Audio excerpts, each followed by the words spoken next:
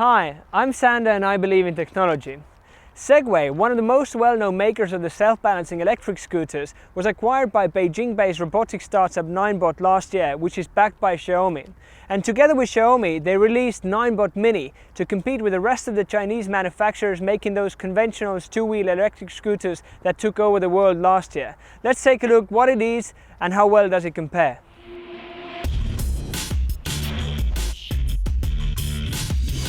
When those two-wheel electric scooters were released last year that I tested, I was really excited as they cost 10 times less than Segways used to cost. And now, when Ninebot and Xiaomi announced their plans to bring out Ninebot Mini, those two came together. Segway's legacy and know-how how to make great quality products, and Xiaomi's know-how on how to bring it to the masses at a $315 price point. They've kept developing it by adding new features and also a handlebar that wasn't available in the beginning. In this video, we'll be taking a look at hardware, how well does it perform, and also how does it compare to the more conventional two-wheel electric scooters, what you can call IO Hawks, Phunkee Ducks or Monorover or whatever else you want to call them. Now let's talk about the hardware and the differences between the two, the conventional and Ninebot Mini. First thing you note looking at Ninebot Mini is that it comes with larger wheels compared to the conventional two-wheel electric scooter.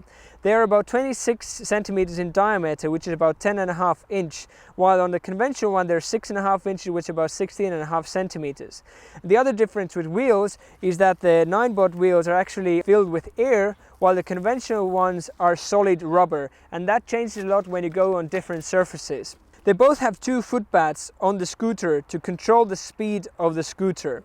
While on the conventional one you can also direct the scooter to go left and right or turn around, you have to use the center stick for the Xiaomi or Ninebot Mini. The center stick can be swapped out to a saddle that is about knee length, where you have to use your knees to navigate, or you can also switch it off to a handle that you can control and also attach your phone to. They both have 2x 350 watt motors in them, which gives a 700 watt power in total. Xiaomi Ninebot is slightly heavier at 12.5 kilograms versus the conventional one, which is around 10 kilos. Xiaomi Ninebot also goes at 10 miles an hour, which is about 16 kilometers an hour, which is about 60% faster than the conventional one, which goes at 10 kilometers an hour at maximum speed. Another major difference is the range. Xiaomi Ninebot can go for 22 kilometers on single charge, while the conventional one can go approximately 15 kilometers.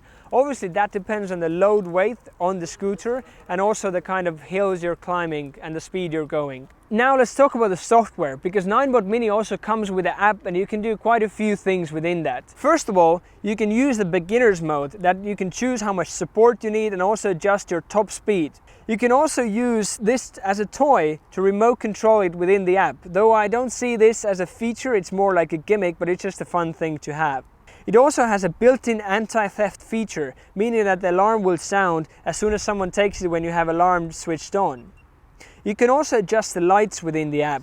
That will just make it more fun and more personable. On the other hand, the conventional one doesn't have any software features or any apps connecting to it, apart from some which have Bluetooth connection to the speakers, and you can just calibrate and turn the device on and off. What are the pros and cons of those seemingly very similar but actually very different scooters? First of all, on Ninebot Mini, the advantages are it's definitely more stable and smoother, especially when you're going at higher speeds.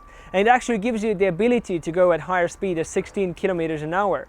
It also gives you a wider range if you need to go for longer at 22 kilometers. So if you use it as your day-to-day commuting device, it definitely gives you more advantage. In addition, it comes with an app that brings you other features to personalize the scooter itself, but also give it more security with the anti-theft features. On the other hand, it's definitely more heavy, more bulky, not something that you just grab in your hand and go up the stairs. You need to have a locker for that and a proper space to keep it. Besides, it also has tires that might break much easier as they're not full solid rubber, but they're filled with air. When looking at the more conventional two-wheel electric scooters, it's definitely much more nimble, so you can really make those quick turns and navigate much better around the city.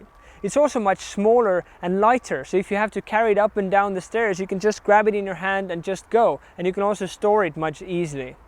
It's also very robust, I would say almost unbreakable, keeping in mind what this one has gone through throughout the year. On the other hand, it has much lower speed and also much shorter range. So if you want to use it as your day-to-day commuting device, you have to add another 60% to your time.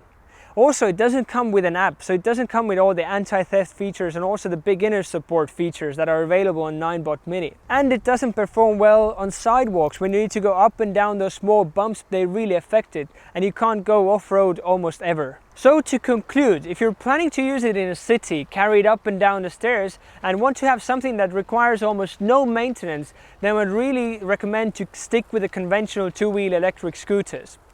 If you're planning to use it as your daily commute and also have a place to store it, I highly recommend considering the Ninebot Mini, and you won't regret it. Thank you very much for watching. I hope you enjoyed this video. Please let me know here on this side, which one would you prefer? More the conventional two-wheel electric scooter, Ninebot Mini, or even something completely different? Leave those in the comments below. Thanks again, and I hope to see you in the next video.